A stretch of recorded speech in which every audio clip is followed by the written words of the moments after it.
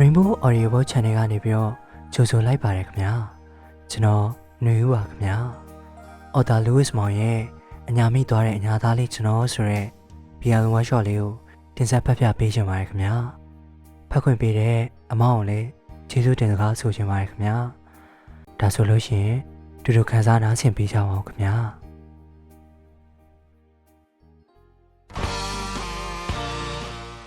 မနေ့ပြန်ဆိုဝါရင်3လရဲ့ကနဦးပထမနေ့ဖြစ်တဲ့ဝါဇိုလာပြည့်နေ့ကိုရောက်ရှိလို့လာလေပြီ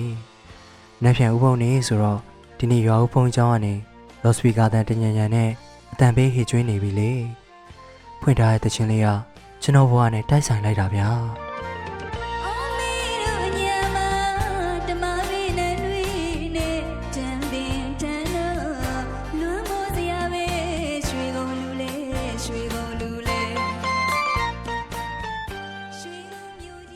ဝါဇိုလာဆိုတော့အင်္ဂလိပ်လို9လပိုင်းပေါ့အရင်နေ့ကဒီချိန်ဟာ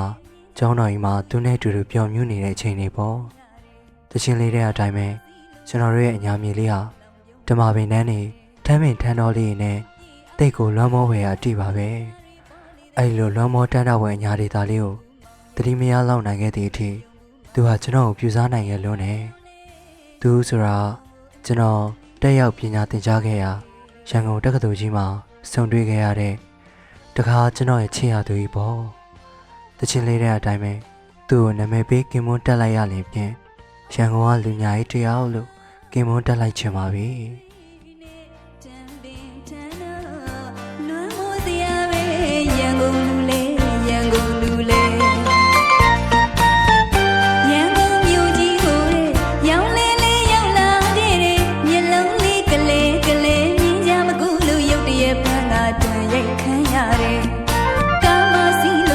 ဖွေးမြက်ငယ်လောင်ရုံခံရတယ်အောက်ပြေအောက်ရွာဆိုတဲ့လူညာတွေပေါ်လေတဲ့မကြုံဘူးလို့မယုံဘူးမောင်ရဲ့မကြုံဘူးလို့မယုံဘူးမောင်ရဲ့အဲ့ဒါကြောင့်လေရန်ကုန်မောင်မှုအညာသူလေးချစ်ခဲ့တချင်းလေးနဲ့တူကျွန်တော်ရဲ့စိတ်ရယုံဝိညာဉ်ဟာလည်းလွန်ခဲ့တဲ့၄နှစ်တာကာလစီတော့ပေါ့ဆယ်တန်းအောင်နဲ့ကျွန်တော်အဘမြို့တက်ပြီးကြောင်းထားမယ်ဆိုတော့တိတ်ပျော်ခဲ့ရတာရွာမှာလည်းဆယ်ရန်အောင်နဲ့သူဆိုတာခက်ရှားရှားမဟုတ်လားကြောက်တဲ့ရဖို့အဘနဲ့အတူရန်ကုန်မြို့တာဖာနှစ်ယောက်တက်လာခဲ့တယ်စကိုင်းတိုင်းမုံရွာမြို့ရဲ့တောခေါင်နယ်ဒေသလေးမှာရှိတဲ့ရွာလေးတရွာကနေအလွန်ခမ်းနားကြီးကျယ်လာတဲ့ရန်ကုန်မြို့ကြီးကိုတက်လာတော့ကတာဖာနှစ်ယောက်ရောင်းလဲလဲနဲ့ပေါ့ရွာလူတွေကတော့အမှားပါခဲ့သေးပါတယ်အောက်ပြီးအောက်ရွာဆိုတာလူလိမ်လူညာတွေပေါ်တယ်ဂယူးဆိုင်ပြီးသွားကြလာကြဖို့ပေါ့ကျုပ်ကတော့ပြန်ဖြေခဲ့ပါတယ်ကျုပ်တို့တော့မကြုံဘူးလို့မယုံဘူးရွာလူတွေပြောလိုက်တာသိမ့်မှန်တာပဲဗျာမြို့ကြီးပြကြီးမှာကျုပ်တို့သားဖားနှစ်ယောက်ရောင်းလဲလဲပြင့်နေတော့လမ်းမှာတွေ့တဲ့လူတချို့မင်းမြန်ခဲ့ရပါသေးတယ်အောက်ပြရလူတွေကအတော်လဲစားနောက်တန်တကူဗျကျုပ်တို့သားဖားကိုနေရာမားတွေပြောလိုက်လို့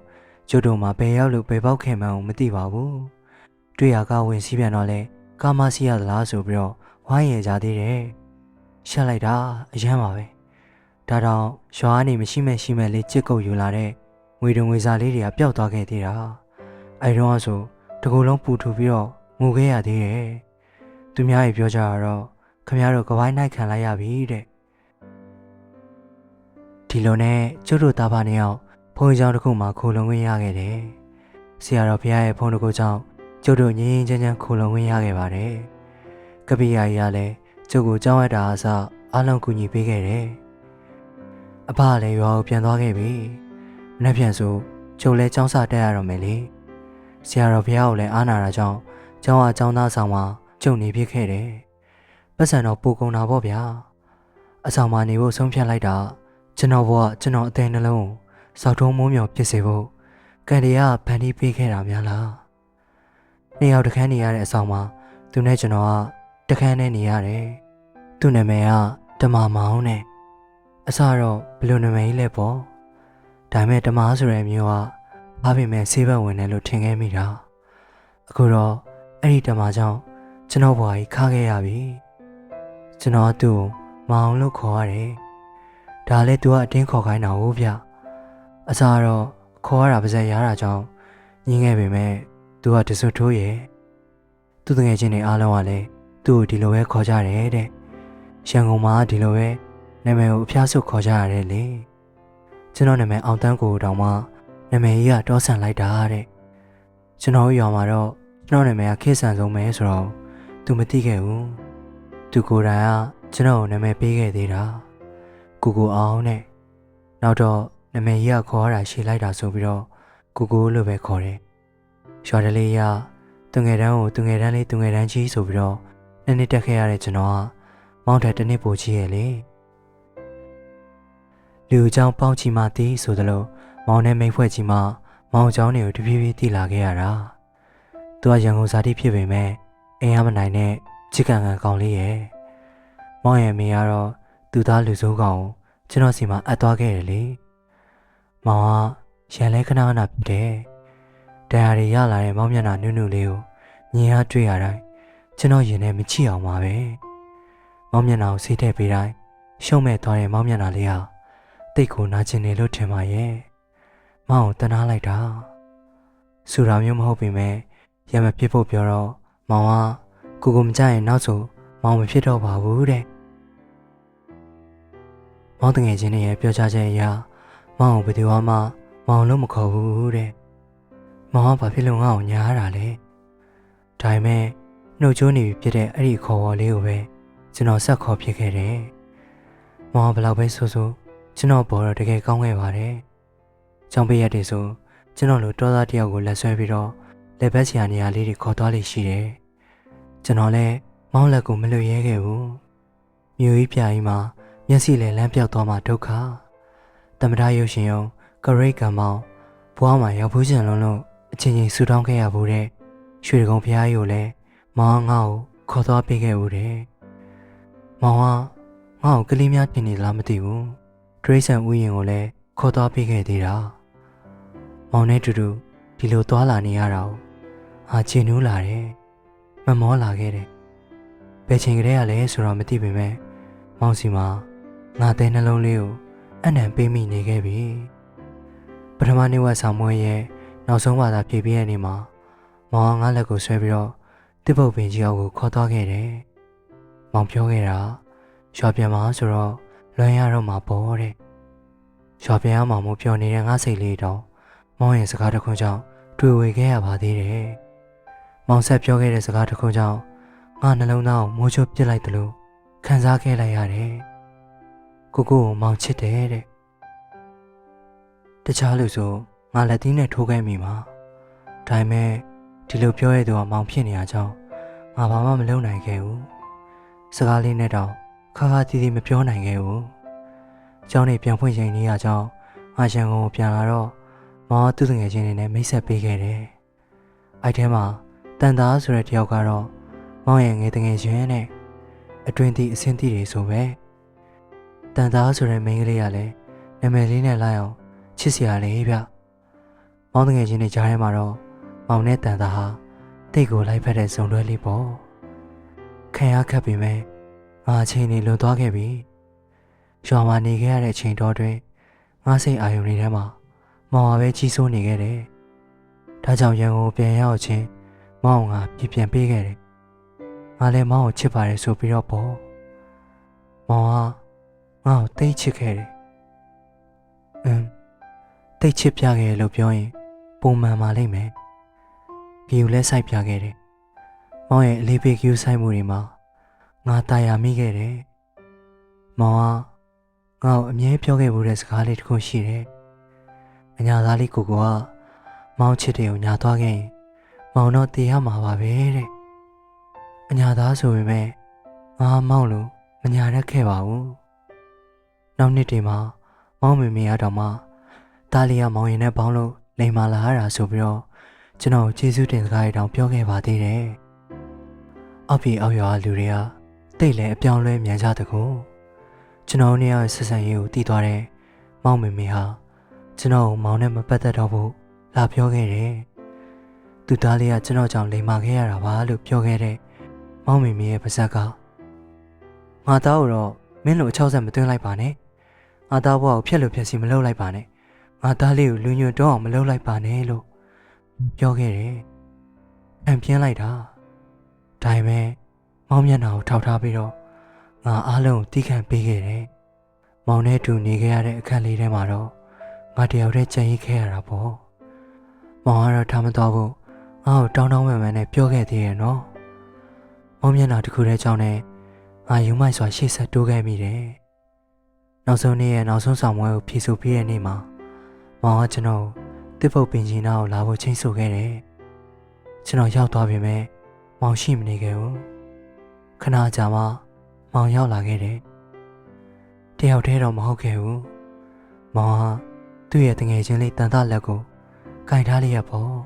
။မောင်ကကျွန်တော်စကားလေးတစ်ခုသာပြောပြီးတော့လှည့်ထွက်သွားခဲ့တယ်။သူပြောခဲ့တဲ့စကားလေးကတန်တာနဲ့ကျွန်တော်လက်ထပ်တော့မယ်။မင်္ဂလာဆောင်ကြရင်လာခဲ့ရမယ်နော်။မောင်လက်ထွက်သွားပြီးရင်တော့တစ်ပုတ်ပင်ကြီးအောင်မှာကျွန်တော်အရှက်မရှိငိုခဲ့မိသေးတယ်။ဆောင်းဝဲပြီးတော့လို့အားလုံးကပျော်နေတဲ့အချိန်မှာ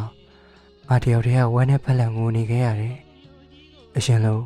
ငါငိုရင်ဖြောင်းဖြပေးမဲ့မောင်ကလည်းအခုတော့ဖြင့်ငါ့ကိုလဲပြန်တော့မကြည့်ခဲ့တော့ပါဘူး။မောင်ကျွန်တော်အပေါ်မှာလှုပ်ရလိုက်တာ။မောင်ဒီလောက်ရက်ဆက်တက်လိမ့်မယ်လို့မထင်ထားခဲ့မိဘူး။ရန်ကုန်မြို့ကြီးကိုစလာတော့ကျွန်တော်တို့ပတ်စံလေးတွေကပိုင်းနိုင်ခံလိုက်ရတယ်လေ။အခုလဲမောင်ကကျွန်တော်နှလုံးသားကိုကပိုင်းနိုင်သွားခဲ့ပြန်ပြီ။မောင်ခိုးယူသွားခဲ့လို့ငါရင်ထဲမှာလဲနှလုံးသားဆိုတာမရှိတော့ပါဘူးမောင်ရဲ့။နေရာတိုင်းမှာမောင်ရဲ့ပုံရိပ်လေးတွေကထင်ချန်နေလိုက်တာ။တစ်ပုတ်ပင်ကြီးကတော့ကျွန်တော်နှွေးထွေးမှုတွေနဲ့တူအားရအောင်ငိုစေခဲ့တယ်။အတိပိလမ်းမကြီးကလည်းတယောက်တည်းလျှောက်လာတဲ့ကျွန်တော်လောင်ပြောင်နေခဲ့တယ်။အဆောင်ခန်းငယ်လေးကတော့မောင်နဲ့ကျွန်တော်ရဲ့ကြည်နူးပွဲလှူရှားခဲ့တဲ့ပုံရိပ်လေးတွေကိုအနည်းကွက်ပြနေတဲ့အောင်ပါပဲ။ကျွန်တော်အားရအောင်ငိုခဲ့တယ်။နောက်ထပ်မျက်ရည်မကျနိုင်တော့တော့ကျွန်တော်အဝငိုခဲ့တယ်။ဒါပေမဲ့မောင်နဲ့ပတ်သက်ပြီးတော့အခုချိန်ထိကျွန်တော်ငိုလို့မဝသေးဘူး။အခုရောင်ပုံကြောင်းကနေဖွင့်နေတဲ့တခြင်းလေးထဲမှာတော့ငါပြန်လည်းမပါလိမ့်နဲ့ငိုမဲမချင်နဲ့ရန်ကုန်မြို့လိုမိအများကြီးတကယ်တမ်းငါကတော့မောင်ကြောင့်နေတိုင်းငိုနေခဲ့ရတာပါပဲငါအဲ့လောက်အသိမမအောင်မောင်ငါအသေးကနှုတ်တယ်အဲ့ဒီအသေးနှုတ်လူလေးကိုမှမောင်နင်းချီရတယ်လေခုငါအသေးလေးကအစိမ့်စိမ့်မောင်မှချိန်ဝသွားခဲ့ရပြီရန်ကုန်ပြန်ကျွန်တော်ရွာလူတွေကဘာလဲဆောင်ပါတယ်လဲဆိုပြီးတော့လာမေးကြတယ်တချင်းလေးထဲမှာတော့အောက်ဒီရွာလဲသွားဘာလဲဆောင်ရမပါလာခဲ့အညာရောက်မေးကြလိမ့်မယ်ကောက်ပါလေးကိုမောင်ဖွင့်ပြမယ်မင်းတပ်ပုံရင်းရဲ့စာရီအောက်ဒီရွက်အညာပစ္စည်းရဲ့အညာသမီးကြကိုမောင်ဖွင့်ပြလိုက်မယ်ဒါပေမဲ့ငါကတော့မောင်ပေးခဲ့တဲ့ချစ်စာလွှာလေးတွေမောင်ရဲ့ဓာတ်ပုံလေးထည့်ထားတဲ့တကောက်ပါလေးကိုတော့ဘသူ့ကိုမှဖွင့်မပြခဲ့ပါဘူးငါချစ်ရတဲ့မောင်လူတွေကလူယုံမာကောင်လူလိမ်လူညာကောင်လို့ဝိုင်းသမုတ်ကြမအောင်ငါမခံနိုင်လို့ပါမောင်ပေးခဲ့တဲ့ဒီမှတ်တရလေးတွေကိုထုတ်ကြည့်မိတဲ့အချိန်တိုင်းညရရချနေမိသေးတယ်ခုလဲသတင်းချုပ်ခဲ့ပြီးမောင်ငွေတန်လေးရှိနေတဲ့ရန်ကုန်ဆိုတဲ့မြို့ကြီးကိုကြံမသွားချင်တော့ပြီမယ်အရင်လားပွဲယူဖို့ထပ်သွားခဲ့ရတယ်မောင်ပိတ်စာလေးတခုကျွန်တော်အတွက်ပေးခဲ့တယ်သူတို့သားနေရာမှာတမမောင်ဆိုတဲ့မောင်နာမည်လေးနဲ့အတူသူတို့သမီးနေရာမှာတော့တန်သားဆိုတဲ့နာမည်လေးကပနံတင့်နေခဲ့တယ်ဝါရင်း3လလုံးလုံးငါဥပုံဆောင်ဖြစ်ခဲ့တယ်မောင်ဒါနအဖြစ်စံတစ်ခွက်တီလာအဖြစ်10ပါးတီလာကိုခံယူပြီးတော့ဘာဝနာအဖြစ်တနာရီတိတိတရားထိုင်ပြီးတိုင်းရေစက်သွန်းချဆူတောင်းခဲ့တာမောင်ဘွားလေးအေးချမ်းပါစေလို့ပေါ့အခုဆိုမောင်လဲလက်ထပ်ပြီးလောက်ရောပေါ့ငါသာနေစဉ်နေတိုင်းမောင်စိတ်နဲ့နေခဲ့ရပေမဲ့မောင်ကတော့တာလှပတဲ့မိသားစုလေးနဲ့တူပျော်ရွှင်နေတော့မှာပဲနော်မောင်ပျော်နေခဲ့တယ်ဆိုငါချင်တတ်ပါတယ် တကယ်တမ်းတော့မောင်ပြောခဲ့တဲ့အညာသားလေးကိုကမောင်ချစ်တယ်ကိုညာသွားခဲ့ရင်မောင်တော့တေးရမှာပါပဲဆိုတဲ့စကားပြောင်းပြန်ဖြစ်နေခဲ့တယ်မောင်ကသာငါချစ်တယ်ကိုညာသွားခဲ့တာပါမောင်ရဲ့အမှန်ရတိုင်းငါဒီစုတစ်ခုတကယ်စိတ်ရင်းအမှန်နဲ့မောင်အတွက်ဆူတောင်းပေးပါရစေ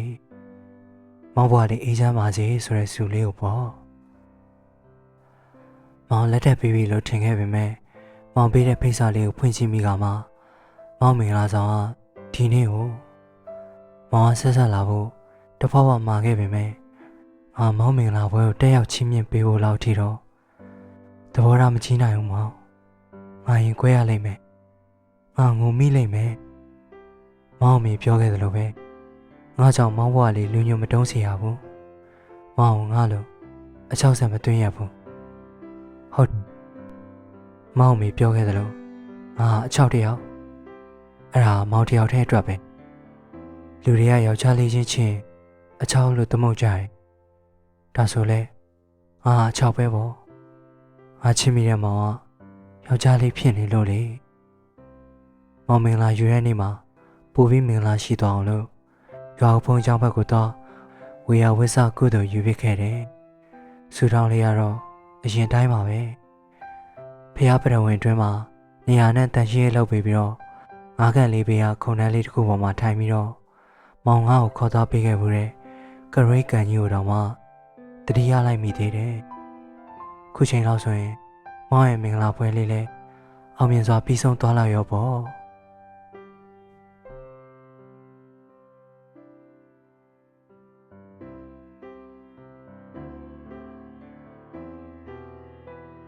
ကုသိုလ်တွေကိုတယောက်တည်းပဲမြူနေလေမောင်ကိုလည်းခွဲဝေပေးအောင်မှာပေါ့နောက်ကျောဘက်စီမှာလာတဲ့အတန်တကူသိကြပါတယ်ဒါမောင်အတန်ဒီတော့တွင်အခုလိုပဲမောင်တန်လေးထင်အောင်ထင်မှားတတ်ပေမဲ့တကယ်မောင်များလားဆိုတော့မဖြစ်နိုင်တဲ့မျောလင့်ချက်ကြီးဟာဝင်လာတတ်တယ်ခုတကလည်းကျွန်တော်မောင်တန်လာရအောင်ညှော်လင်းတကြီးကြည့်လိုက်မိတယ်ဟုတ်တယ်ဒီတခါတော့သိချပါတယ်မောင်မောင်အစ်စ်ကျွန်တော်စီကိုသာဥတီလျှောက်လာပြီးတော့ခုံတန်းလေးပေါ်ကနေကျွန်တော်ဘေးကိုဝင်ထိုင်နေမောင်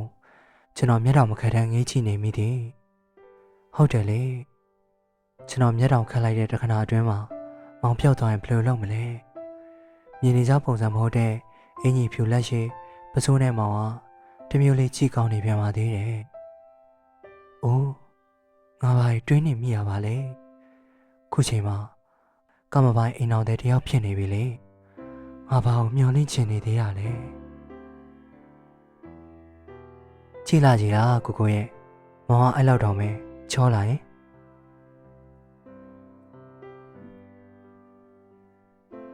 မောင်ကကျွန်တော်ပခုံးလေးကိုကင်လုပ်ပြီးမေးပေမဲ့ကျွန်တော်ကတော့မျက်ရည်လေးနဲ့သာအဖြေပြန်ပေးခဲ့မိတယ်။မောင်ရှိမှမငုံပြီးဖို့တင်းခန့်ထားပေမဲ့လည်းကျွန်တော်စိတ်မထိန်နိုင်ဘူး။ငိုနေတဲ့ကျွန်တော်မောင်ဟိုးတစ်ချိန်တော့လို့ရင်ဝင်ထဲထည့်ပြီးတော့နှစ်သိမ့်ပေးခဲ့တယ်။ခဏတာတော့တာယာမိခဲ့ပေမဲ့ကျွန်တော်အမြန်ပဲရုံထွက်ခဲ့လိုက်တယ်။မောင်စနီရောမပါဘူးလား။စကားမရှိစကားရှာပြောပြီးမှကိုဒုတ်သေးသေးလေးနဲ့ရိုက်ပြီးတော့ဆုံးမချင်လိုက်စမ်းပါပြီ။မောင်ဖြေမဲ့ဖြေဟာငါ့အတွက်တန့်ရဘူးလို့ပူလောင်စေလိမ့်မလား။ပါတာပေါ့မောင်စနီလေးကညီမဆန်ဆန်လေးနဲ့တိတ်ချစ်စရာကောင်းတာသိလား။ तू ကမောင်ကိုချစ်တယ်လို့မောင်ကလည်းသူ့ကိုတိတ်ချစ်တာ။အခုတော့မှမောင်နဲ့တူတူရှိနေတာ။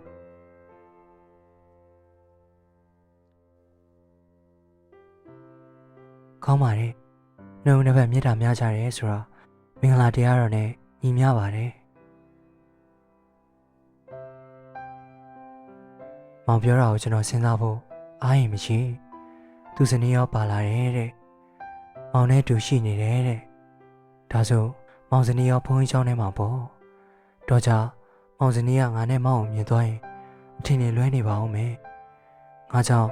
မောင်ကိုစိတ်မညစ်စေချင်ဘူး။အဲ့ဒါဆိုငါပြန်လာအောင်မယ်နော် အိမ်လဲလဲလာခဲ့အောင်ပေါ့ထိုင်ကုန်ပေါ်ကထားလိုက်တဲ့ကျွန်တော်မောင်လှန့်ဆွဲလိုက်တယ်အခုတော့ကျွန်တော်မောင်ရဲ့ရင်ဝင်ထဲကိုပြိုလဲခဲ့ရပါပြီကျွန်တော်ယုံမိမဲ့မောင်ကကျွန်တော်အတင်းချုံနှောင်ထားခဲ့တယ်မောင်တောင်းပန်ပါတယ်မောင်တော့မရက်ဆက်လိုက်ပါနဲ့နော်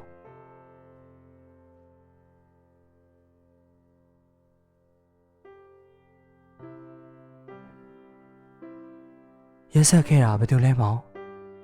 မောင်ဘယ်တော့ခါမှမရက်ဆက်ခဲ့ပါဘူးမောင်ကသာငါ့ကိုရက်ဆက်ခဲ့တာပါအားနေကိုတင်မဖြစ်ချင်တော့ဘူးမောင်ခုဆိုမောင်လည်းအိမ်တော်တွေဖြစ်နေပြီ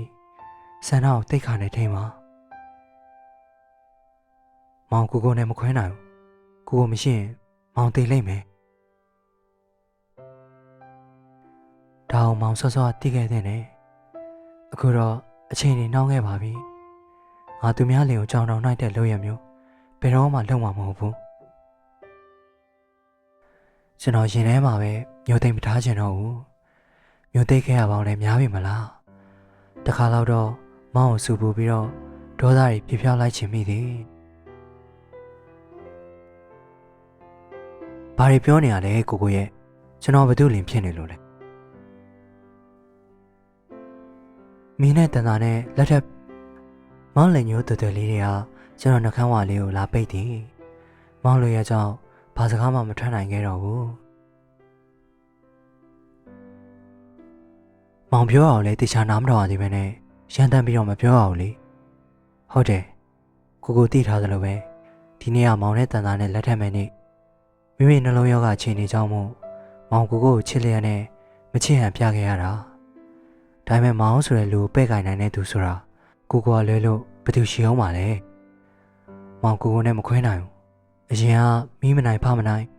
တစိုးထိုးသမားမောင်ကဘာကြောင့်များမိဘကြီးစီစဉ်ပေးခဲ့တာကိုလက်ခံပြီးတော့ကိုနာကျင်စေခဲ့တယ်လဲဆိုတာမောင်မောင်တော့နားမလည်နိုင်တော့ဘူးဒါကြောင့်မောင်စီကိုအချိန်မီရောက်လာခဲ့ရတာပေါ့မောင်သိချစ်တယ်မောင်ရဲ့ချစ်ကိုယုံကြည်စွာနဲ့လက်ခံပေးပါနော်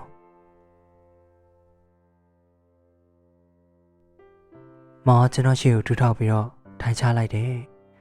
အပြစ်မှန်နေသိပြီးတဲ့နောက်ပိုင်းမှာတော့ကျွန်တော်မောင်ကိုအပြစ်မတင်ရတော့ပါဘူးမောင်ကျွန်တော်သိချစ်တာပဲလေဘာလို့မှလဲကျွန်တော်နှစ်ယောက်ရဲ့ကဘာမှာကျွန်တော်နှစ်ယောက်ကလွဲပြီးတော့ဘယ်သူလို့မှလဲမောင်ကျွန်တော်ရသလောက်ဆွဲထားခြင်းမိတယ်ဒါမောင်အချောက်ဆက်သွင်းရများကြာနေမလားမောင်လူညွန့်တုံးစီရများကြာနေမလားအရာတိုင်းကိုခွင့်လွှတ်နားလည်ပေးနိုင်ပေမဲ့မောင်နဲ့ပတ်သက်တဲ့ဒီတစ်ခုလေးကိုတော့ကျွန်တော်အဲ့ဒါကြီးဝင်ပေးပါလို့တောင်းဆိုပါရစေကျွန်တော်မောင်ယုံကြည်စွာနဲ့အဖြေပြန်ပေးခဲ့လိုက်မိတယ်ငါလည်းမောင်နဲ့မခွဲနိုင်ပါဘူးမောင်နဲ့ဝေးခဲ့ရတဲ့အချိန်ဒီမှာငါဘယ်လောက်ထိခံစားခဲ့ရလဲဆိုတာသိရလားလူဆိုးရဲ့နောက်တစ်ခါငါ့ကိုထပ်ထားမသွားပါနဲ့တော့နော်ငါတောင်းပန်ပါတယ်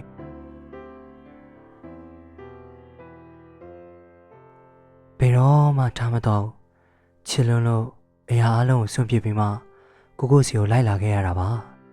အခုမောင်မှာဘာမှမရှိတော့အဲ့ဒါမောင်ကိုတာဝန်ယူတော့ဟောဒီကလူညာကြီးမောင်တာဝန်ယူပါတယ်ဗျာဟာကိုကတော့လှုပ်ပြီကဲပြောပါဦးမောင်ကိုချစ်ရလားလို့ချစ်တာပေါ့မောင်ရဲ့ဘွားတစ်ခုလုံးနဲ့ရင်းပြီးချစ်တာမောင်ကငါဘွားပါပဲမောင်လည်းကိုအရင်ချစ်တယ်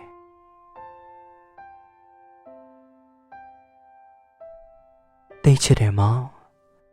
ရဲ့ချစ်တယ်ဆိုတဲ့စကားလေးတစ်ခုနဲ့နဲ့တင်အရာအလုံးကိုခွင့်လွှတ်ပေးလိုက်ဖို့အဖိုးတန်နေပါပြီမောင်ရဲ့ဒါအိမ်မက်လေးတစ်ခုဆိုရင်ဒီအိမ်မက်လေးတွေကနေငါမနှုတ်ထားပြစီနဲ့တော့ဒီအိမ်မက်လေးကငါရဲ့ဘွားလေးမို့ပါ